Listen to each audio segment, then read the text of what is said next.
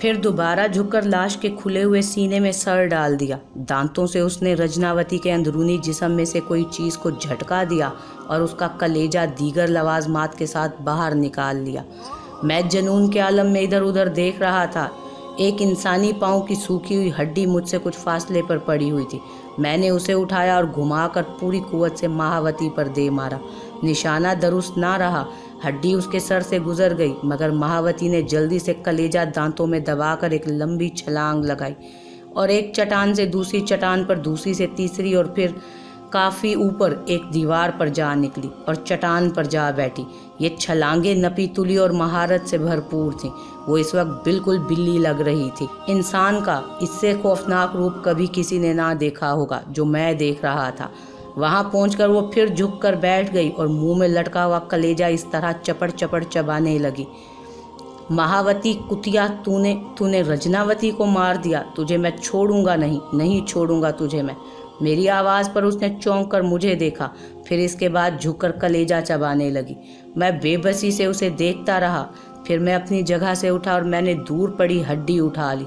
उसने रजनावती का कलेजा हजम कर लिया था। मेरे हड्डी उठाने पर वो संभली और उसने एक और चट्टान पर छलांग लगा दी।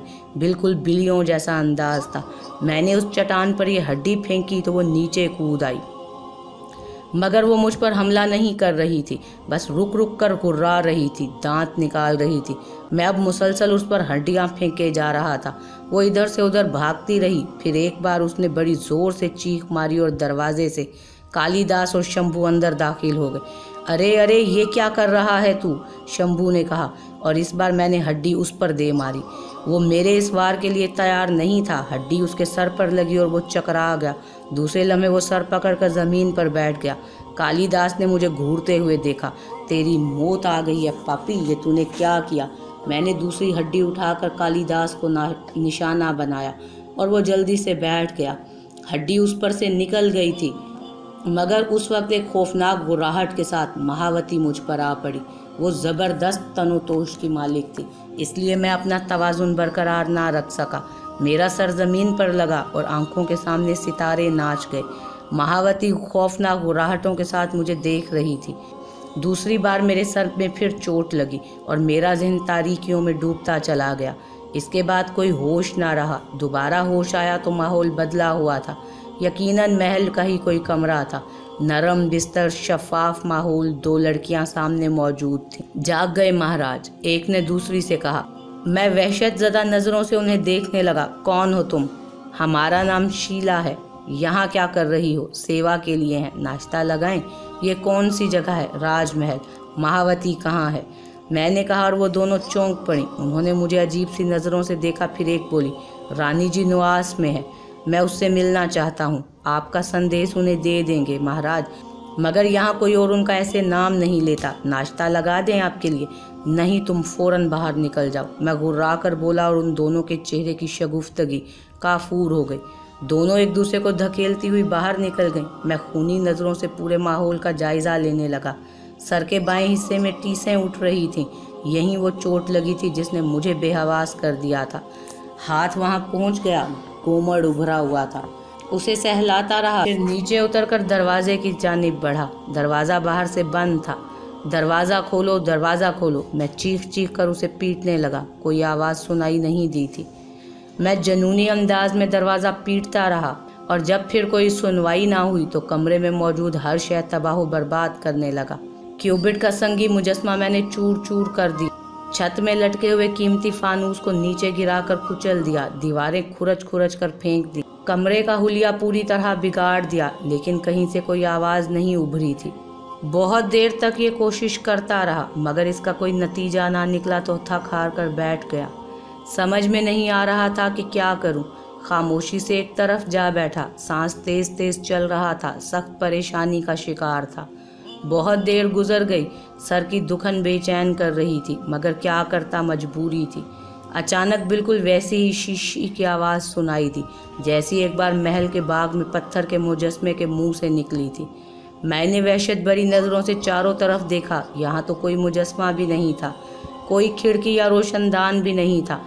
फिर ये आवाज़ दोबारा सुनाई दी और मेरी नज़र ज़मीन पर पड़ी। यहाँ तबाही फैलाते हुए मैंने दीवार से चंद रोगनी तस्वीर भी उतार फेंकी। उन्हें पैरों से रौंदा था। ये शी की आवाज़ एक तस्वीर से उभरी थी।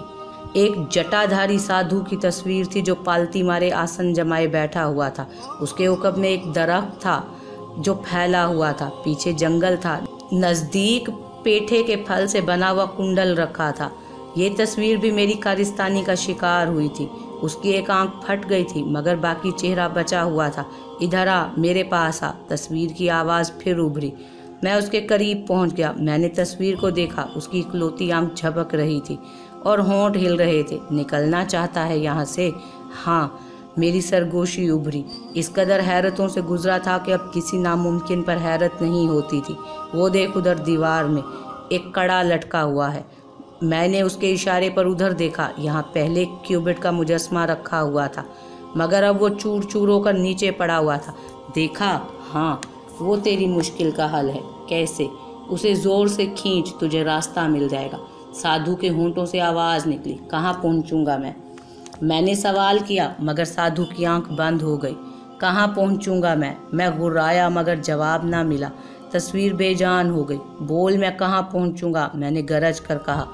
तस्वीर उठाई और उसे चंदियाँ चंदियाँ कर डाला। उस वक्त मुझे हर चीज़ पर गुस्सा आ रहा था। चंदियाँ फेंक कर मैं फिर अपनी जगह जा बैठा। कड़ा मेरे सामने ही था। मैं उसे देखता रहा। फिर दिमाग कुछ ठंडा हुआ। वाकई उस कड़े की यहाँ मौजूदगी का कोई जवाज़ नहीं है। ये यहाँ क्यों है? देखो इसे खींचकर। अपनी जगह से उठा। दीवार के पास जाकर मैंने कड़े में उंगलियां फंसाईं और उसे ज़ोर से खींचा। कड़े के साथ एक चौकोर सिल खींची चली आई। हालांकि पहले दीवार में कोई निशान नज़र नहीं आ रहा था। चौकोर सिल के पीछे तारीख खला था। अजीब सा दरवाज़ा था। न जाने दूसरी तरफ क्या है। कड़ा छोड़ा तो सिल अपनी जगह जा टिकी और दरवाज़ा बंद हो गया। अजीब मैकेनिज्म था। दूसरी बार उससे अंदर जाने के लिए तैयार हो गया। कड़ा खींचकर सिल को हटाया। अपने शाने से उसे रोका। बदन सकोड़कर उसके पीछे पहुंच गया। दूसरी तरफ बहुत कुशादा जगह थी लेकिन मेरे अंदर दाखिल होते ही दीवार का खला बंद हो गया और अंदर घोर तारीकी छा गई। आगे जाने का रास्ता था इसलिए मैंने बगैर किसी वसवसे के आगे कदम बढ़ा दिए। यहाँ किसे परवाह थी? अगला कदम अगर तहतुस्सुरा में ले जाए तो ले जाए। मौत की किसे परवाह थी? चुनाचे में आगे बढ़ता रहा। कोई 300 कदम चलने के बाद रास्ता रुका लेकिन दाएं हाथ जगह बता रहा था। चुनाचे में टटोल कर उस तरफ बढ़ गया। यहाँ भी उतना ही चलना पड़ा, यहाँ तक कि ये रास्ता भी ख़त्म हो गया। मैंने दोनों सिमत हाथ फैलाए मगर हाथ दीवारों से जा टकराए। इसका मतलब है कि आगे कोई रास्ता नहीं था। अब क्या करूँ? बंद दीवार पर हाथ फेरने लगा। कोई 4 फुट की बुलंदी पर अचानक हाथ रुक गया। बिल्कुल वैसा ही कड़ा महसूस हुआ था। जल्दी से उसे पकड़कर उस पर जोर लगाया तो तेज़ रोशनी हो गई। साथ ही वैसा ही खला नमूदार हुआ। कांपते दिल के साथ दूसरी तरफ निकल आया। दूसरी तरफ आते ही दीवार फिर बराबर हो गई थी मगर जिस जगह पहुंचा था वो सुर्ख पत्थरों की दीवारों से बना हुआ एक वसी कमरा था जिसमें एक छोटा सा मजबूत दरवाज़ा लगा हुआ था। छत के करीब रोशनदान थे। एक रोशनदान ज़रा नीचे था, उसमें सलाखें लगी हुई थी। ये बाहर जाने का कौन सा रास्ता था? दफातन मुझे एक आवाज़ सुनाई दी। कौन है? क्या कोई है? साथ ही रोशनदान के पास दीवार बजाने की आवाज़ सुनाई दी। मैंने बेबसी से उधर देखा। दीवार सपाट थी और कोई ऐसी जगह नहीं थी जिससे चढ़कर रोशनदान के दूसरी तरफ झांका जा सके। मैं गर्दन हिलाकर रह गया। आवाज़ फिर उभरी। कोई है? कोई इधर है तो मुझसे बात करो भाई। हाँ मैं हूँ, मैंने कहा। कौन हो भाई? मेरी मदद करो, मुझे यहाँ से निकाल लो, तुम्हारी मेहरबानी होगी। मैं उस आवाज़ को पहचानने की कोशिश कर रहा था। सुनी हुई आवाज़ थी। फिर जहन जाग गया। मैंने इस आवाज़ को पहचान लिया। चंद्रभान, महावती का शोहर चंद्रभान और सुर्ख पत्थरों की इमारत, वो इमारत जहाँ मैं बाग की सैर करता निकल आया था और मुझे राजा चंद्रभान मिला था। आह, तो ये है मेरे बाहर निकलने का रास्ता। गोया उस तस्वीर वाले साधु ने भी धोखा दिया था। क्यों ना देता? साधु जो था। बोलो भाई, मदद करोगे मेरी? तुम राजा चंद्रभान हो? हाँ, तुम्हारा महाराज, मेरी मदद करो। इतना इनाम दूंगा तुम्हें कि तुम्हारी पुश्तें भी आराम से रहेंगी। राजा चंद्रभान, मैं यहाँ खुद कैदी हूँ। कैदी? हाँ, ये एक बड़ा सा कमरा है। इसमें एक दरवाज़ा और कुछ रोशनदान है। ओह, चंद्रभान के लहजे में भी मायूसी पैदा हो गई। कुछ देर खामोश रहकर उसने कहा, तुम्हारी कमर में जंजीर बंधी है? नहीं। पैरों में? नहीं, मैं आज़ाद हूँ। अरे भाई, तो दरवाज़ा खोल कर देखो, देखो खुला तो नहीं है। चंद्रभान ने कहा और मैं चौंक पड़ा। मैंने दरवाजे के करीब पहुंचकर उसे खोल कर देखा, मगर वो बाहर से बंद था। चंद्रभान ने पूछा, क्या हुआ? पता चला बंद है, मैंने कहा, और चंद्रभान मायूस हो गया। मैंने उसे कई आवाज़ें दी, लेकिन वो टस से मस ना हुआ। कुछ देर के बाद मैंने चंद्रभान को फिर पुकारा। हाँ, मैं बैठा हूँ। तुम महावती के शोहर हो चंद्रभान? शोहर? उसने कहा, फिर बोला, क्या तुम मुसलमान हो? ऐसा ही है, मगर तुम उसने किसी मुसलमान को, तुम उसके फेर में कैसे आप फंसे भाई? क्या नाम है तुम्हारा? मसूद। क्या हवस के जाल में आप फंसे थे? नहीं। फिर क्या हुआ था? महावती बुरी आत्मा है, चंडोली है, वो काली की दासी है, जैसा मन चाहे बन जाती है। ऐसी के इंसान उसे देखे तो सुध बुध खो बैठे। जिसे वो अपनी सुंदरता के जाल में फांसना चाहे, उसका बचना मुश्किल हो जाए। क्या तुम उसके जाल में फंसकर इस हाल को पहुँचे हो? नहीं चंद्रभान, ऐसा नहीं हुआ। मैं तकदीर के जाल में फंसकर यहाँ पहुँचा हूँ। हाँ, खेल तो सारे भाग के होते हैं, कहानियाँ मुख्तलिफ होती हैं।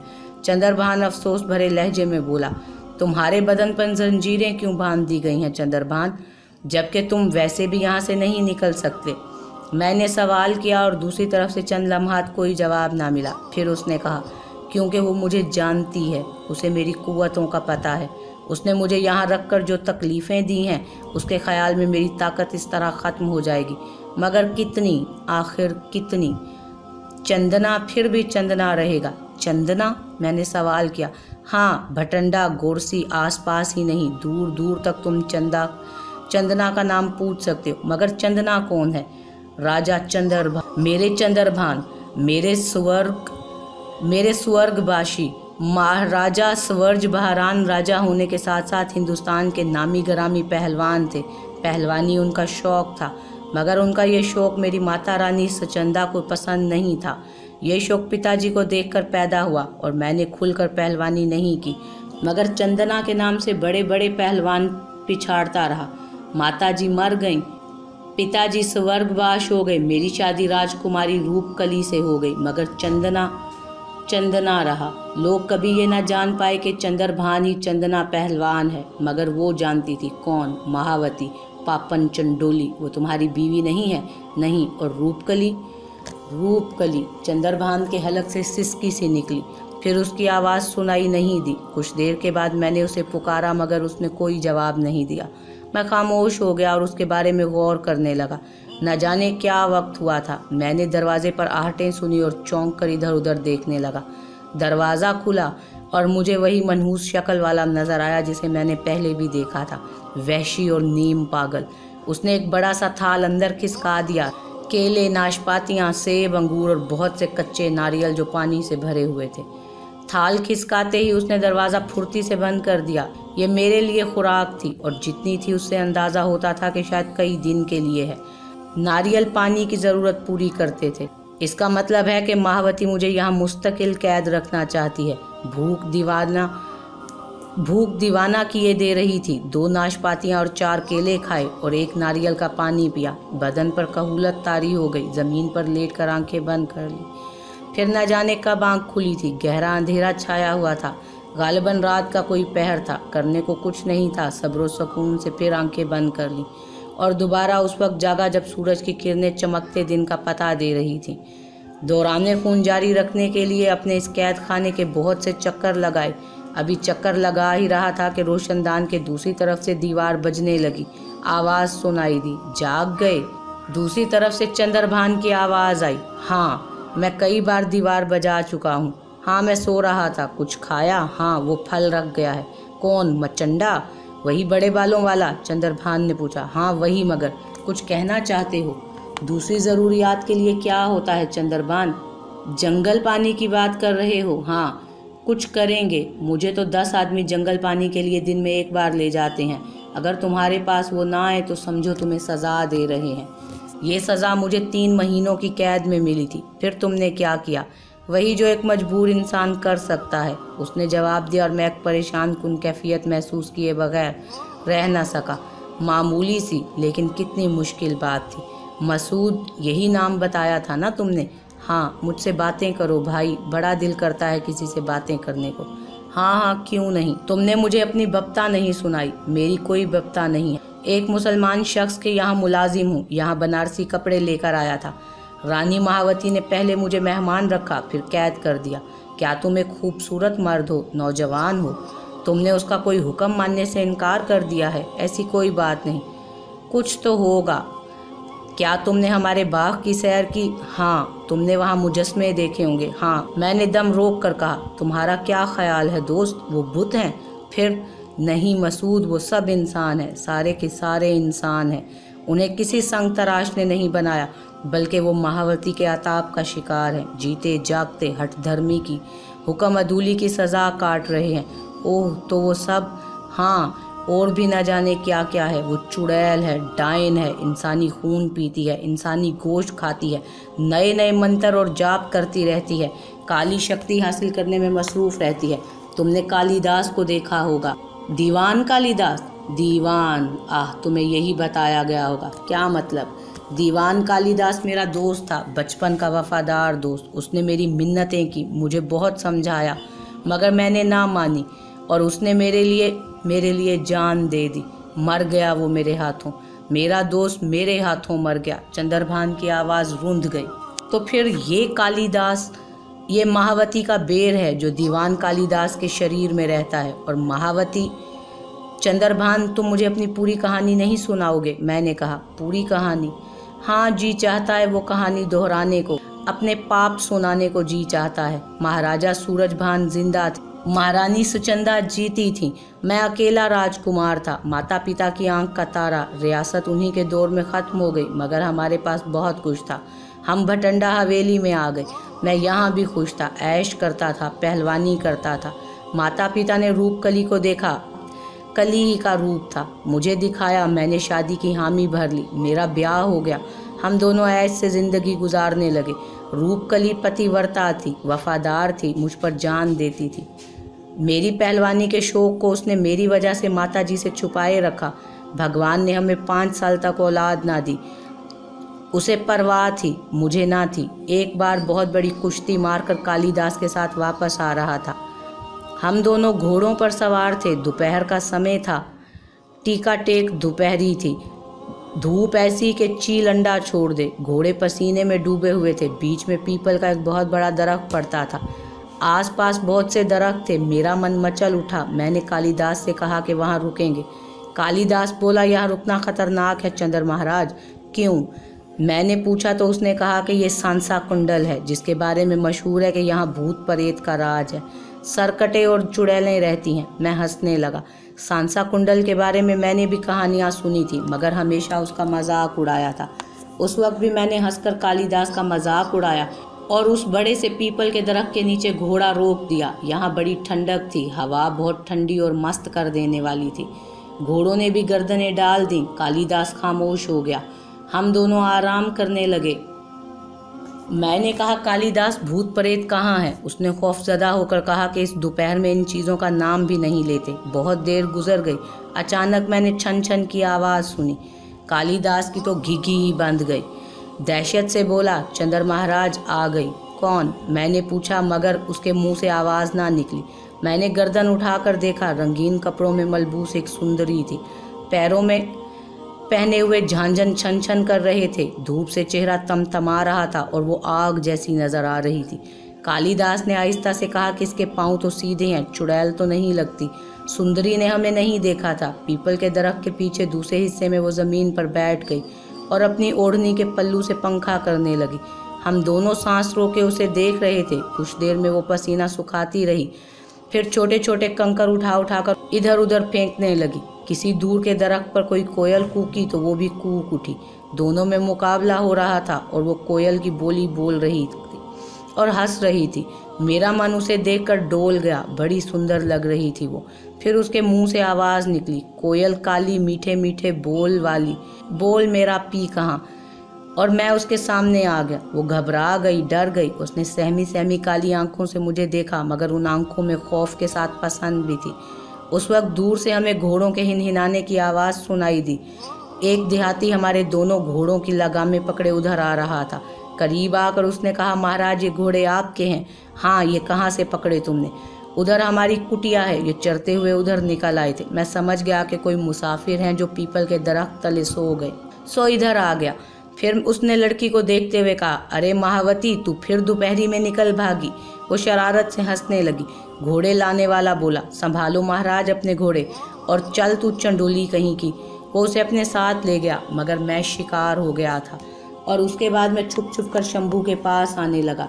शंभू मेरे मुंह से निकल गया, मगर चंद्रभान ने फिर से मेरी बात का जवाब नहीं दिया और बोला, महावती मुझसे बेतकल्लुफ़ हो गई थी और मैं ज़्यादा वक्त उसके साथ गुजारने लगा। मेरी माता का देहांत हो गया। कोई साल भर बाद पिताजी भी मर गए। रूपकली अब मुझे बुरी लगने लगी थी, मगर निभा रहा था उसे। शंभू से मैंने कहा कि महावती के मुझसे फेरे करा दे। वो बोला कि महाराज वो आपकी है, जब चाहें उसे ले जाएं। ये चंडूले हैं, हमारे यहाँ फेरे नहीं होते। उस समय मैं चंडूलों के बारे में कुछ नहीं जानता था। रूपकली से मैं लड़ने झगड़ने लगा। फिर एक दिन मैं महावती को अपने घर ले आया। रूपकली और दूसरों को मैंने बताया कि वो मेरी दूसरी पत्नी है। रूपकली रोती पीटती रही, मगर बेबस थी। आहिस्ता आहिस्ता महल पर महावती का राज होने लगा। कालिदास हमेशा रूपकली का पार्ट लेता था। कई बार मैंने उसे डांटा, मगर वो कहता था कि एक दिन महावती मुझ पर मुसीबत लाएगी। मुझे बहुत बुरा लगता था, मगर दोस्ती की खातिर खामोश हो जाता। फिर महल में कुछ अनोखे वाक़ये होने लगे। महीने 2 महीने में एक आध दासी खत्म हो जाती, और वो भी अजीब तरीके से। उसका बदन किसी जानवर का खाया हुआ मिलता। बड़ी परेशानी हो गई। बहुत सी दासियाँ मारी गईं। एक दिन अकेले में कालिदास ने एक साधु मेरे सामने पेश किया और कहा, ये धनी राम जोगी हैं। फिर मैं क्या करूं? पिछले दिनों ये मेरे साथ काम करते रहे हैं। क्या काम करते रहे हैं? महावती के बारे में मालूमात, कालिदास ने कहा। मैंने गुस्से से कालिदास को देखा। वो जल्दी से धनीराम जोगी से बोला, बताओ धनीराम जी, तेरे महल में चंडोली आ बसी है। चंद्रभान ये जादूगरनियाँ होती हैं जो खून पीती हैं, मांस खाती हैं और अपने जाप पूरे करती हैं। जाप पूरे करने के लिए इन्हें औरतों का बलिदान देना पड़ता है। हो सकता है वो चंडोली तेरी दूसरी धर्म पत्नी ही हो।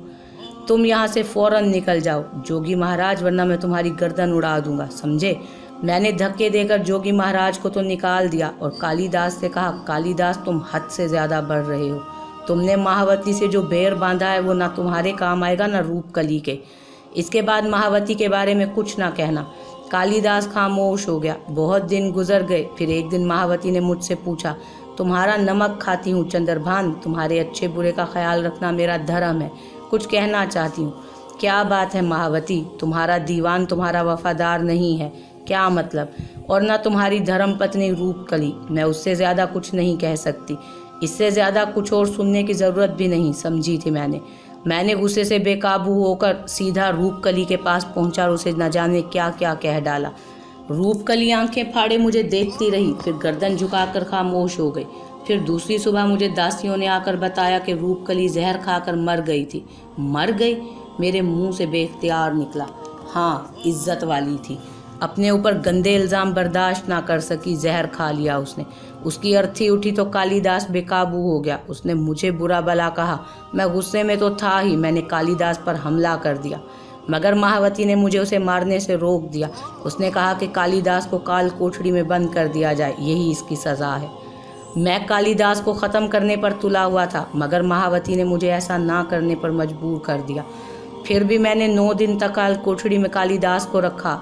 10वें दिन जब मैंने उसे निकाला तो वो मेरे कदमों में गिर गया। उसने मुझसे माफ़ियाँ मांगी और तस्दीक की कि रूपकली बुरी औरत थी। इस तरह मेरे दिल में जो खलिश पैदा हो गई थी वो ख़त्म हो गई। मैं शांत हो गया। रूपकली की आत्महत्या करने के बाद मेरे दिल से निकल गया। यूं कई साल बीत गए। अब महल पर महावती का राज था और वही स्याह सफ़ेद की मालिक भी थी। मैं उसके किसी मामले में नहीं बोलता था, मगर महल में दासियाँ फिर भी मरती रहीं। बहुत सी भाग गईं। ये भेद मेरी समझ में आता था। बात यहीं तक नहीं रही। कई बार मैंने महल में कुछ नौजवानों को देखा, बाद में उनके मुजस्मे बाग में सजे हुए देखे। मुझे फूलों का हमेशा से शौक़ था और मैंने न जाने कहाँ कहाँ से फूल मंगवाकर अपने बाग में सजाए थे। फूलों के बीच ये मुजस्मे मुझे बहुत बुरे लगते थे। महावती ने कहा कि ये उसका शौक़ है। मैं खामोश हो गया। काफ़ी दिन के बाद एक बार मुझे जोगी धनीराम फिर मिल गया। मुझे देखकर तंज से मुस्कुराया और बोला, क्यों चंदर सूरमा, मज़े कर रहा है? क्या मतलब है तुम्हारा? आंखों के अंधे हमेशा देखे मगर अकल के अंधे को पहली बार ही देखा है। वो कौन है? तू और कौन? अगर तू इतने बूढ़े ना होते ना तो तुम्हें इसका जवाब देता जोगी महाराज। मैंने गुस्से से कहा। हाँ, बहुत बड़ा पहलवान है तू, मेरी हड्डियाँ चुरमुरा देता। क्या करता? पहलवान? मैंने हैरानी से कहा। चंदना पहलवान? किसने बताया ये तुम्हें? समझ गया, कालिदास ने बताया होगा। बेचारा कालिदास अपनी नेकियों का घाव खा गया, अपनी नेकियों के हाथों मारा गया। धत तेरे की अंधे, तुझे सजा मिलेगी उस मासूम धर्म पत्नी की मौत की। चंद्रभान जो पुत्र थी, उस वफादार दोस्त की मौत जो कुत्ते की तरह वफादार था तेरा। मैं मुस्कुराया। मैंने कहा, तुम्हें कालिदास की मौत के बारे में किसने बताया महाराज? तेरी तरह अकल का अंधा नहीं हूँ मैं। धनीराम ने गुस्से से कहा। कालिदास से मिलोगे महाराज? मैंने तन से कहा। उस गंदे बेर से जो कालिदास के शरीर में रहता है? क्या बकते हो? मैं गुर्राया। बकता नहीं, सच कहता हूँ। कालिदास बेचारा तो उसी काल कोठरी में भूखा प्यासा मर गया, और जूं ही उसकी आत्मा ने उसका शरीर छोड़ा, चंडोली के बेर ने उसके शरीर में आकर चंडोली का काम पूरा कर दिया। उसे कालिदास की ज़रूरत जो थी ताकि तेरे बाद दीवान के ज़रिए तेरी दौलत संभाल सके। तू हद से आगे बढ़ रहा है धनीराम, गंदे इल्ज़ाम लगा रहा है महावती पर। मैं तेरी गर्दन उड़ा दूंगा। महावती नहीं, महानवती कहे उसे। महान, बड़ी महान है वो। तहकीकात कर, तुझे बहुत जल्द सब कुछ पता चल जाएगा। ज़रा सूरज डूबे अपने बाग में चले जाना और उन मुजस्मों से उनकी बप्ता पूछना, अपनी कहानी सुना देंगे तुझे। और आज की रात काम की है। ठीक है, आज की रात पुरानी हवेली के नीचे जो तहखाना है उसमें खुद अपनी फूटी आंखों से सब कुछ देख लेना। धनीराम चला गया, मगर वो मुझे हैरान कर गया। मसूद, ऐसी अंदर की बातें कही थी उसने कि कोई उन्हें नहीं जानता था। पुरानी हवेली यही जगह है जहाँ हम कैद हैं। इसके नीचे तहखाना भी है जिसके बारे में किसी दूसरे को नहीं मालूम। मेरे दिल में कुरेद सी पैदा हो गई। मैं कुछ परेशान हो गया। उस शाम मैं बाग में आ निकला, उन मुजस्मों के बीच घूमने लगा। तभी मुझे किसी की सरगोशी सुनाई दी। मुझे किसी ने सरगोशी में पुकारा था। मैंने हैरत से उस मुजस्मे की तरफ देखा जो मुझे बुला रहा था। तुम जिंदा हो? मैंने उसे छूते हुए कहा। हम तो जो हैं वो तुम देख रहे हो, मगर तुम ज़रूर जिंदा हो। भाग जाओ यहाँ से, जितनी जल्दी हो भाग जाओ। क्यों? वो जादूगरनी तुम्हें भी पत्थर का बना देगी। कौन? महावती। वो कालकी है, काली की पुजारन। वो हमें अपने काले जादू को पूरा करने के लिए नौकरी के धोखे से बुलाती है। हमें ऐसे हुक्म देती है जो हम पूरे नहीं कर सकते, और फिर वो हमें सज़ा देती है, पत्थर का बना देती है। तुम भाग जाओ, फ़ौरन यहाँ से भाग जाओ। एक ही कहानी सुना रहे थे और मेरा दिल डूबा जा रहा था। रूपकली याद आ रही थी। कालिदास पर भी गौर कर रहा था, और अब गौर करने पर वो मुझे भी बदला बदला लगने लगा था। इसका मतलब है कि धनीराम सच कह रहा था। मैं पीपल के नीचे बुरी आत्मा का शिकार हो गया था, और मैंने अपने दोस्त को, अपनी धर्म पत्नी को उसकी भेंट चढ़ा दिया था। मेरा दिल दुखता रहा, फिर मेरे अंदर धुआं उठा। मैंने दांत पीसते हुए सोचा कि अगर ये सच है तो यही महावती को जिंदा जला दूंगा, उसे जीता नहीं छोड़ूंगा। धनीराम की बात दूसरी भी याद थी, हवेली के तहखाने वाली बात। चुनाचे मैं रात होने का इंतज़ार करने लगा। फिर काफ़ी रात गए, मैं दबे पाँव हवेली के तहखाने में दाखिल हुआ। ये तहखाना वीरान रहता था, मगर उस वक्त वहाँ रोशनी थी, सुर्ख रोशनी जो एक जलते अलाव से उठ रही थी। तहखाने में कोई था, ज़रूर कोई था। मैंने एक सतून की आड़ से देखा, और जो कुछ देखा उसे देखकर मेरा दिमाग सुन्न हो गया। एक दासी की लाश पड़ी हुई थी, उससे खून उबल रहा था, और उसके करीब महावती, जिसका रंग उस समय गहरा काला था, चेहरा भयानक और खून में लिथड़ा हुआ था। दोनों हाथों से पैरों के बल झुकी उसका मांस खा रही थी। मेरे कदमों की चाप उसने सुन ली, आंखें उठाकर मुझे देखा। वो आंखें किसी इंसान की नहीं थी। उसकी सफ़ेद पुतलियों की जगह दो सीधी चमकदार लकीरें नजर आ रही थी। उनका रंग गहरा काला हो रहा था, जगह जगह खून के धब्बे नजर आ रहे थे। महावती को इस कैफियत में देखकर मेरा गुस्सा तो हवा हो गया, खौफ से मेरी कपकपी बन गई। मैंने भागने के लिए कदम उठाए, मगर मेरे पाँव मेरा साथ नहीं दे रहे थे। शायद मैं उसके शहर में जकड़ गया था। उस जादूगरनी ने मुझे देखकर मुझ पर अपना कोई जादू आजमा डाला था। फिर मैंने अपने पीछे तहखाने का दरवाज़ा बंद होते हुए सुना। मेरा बदन थर्राता रहा, और मेरी निगाहों के सामने एक इंसानी जिस्म को खूनख्वार दरिंदे की तरह वो भिंभोड़ती रही। फिर उसने अपनी कोई 8 इंच लंबी सुर्ख ज़बान बाहर निकाली। उस ज़बान को पूरे चेहरे पर घुमाकर उसने खून के धब्बे साफ किए, अपने हाथों को चाटा। उस वक्त वो सिर्फ एक भयानक दरिंदा मालूम हो रही थी जो इंसानी रूप में था।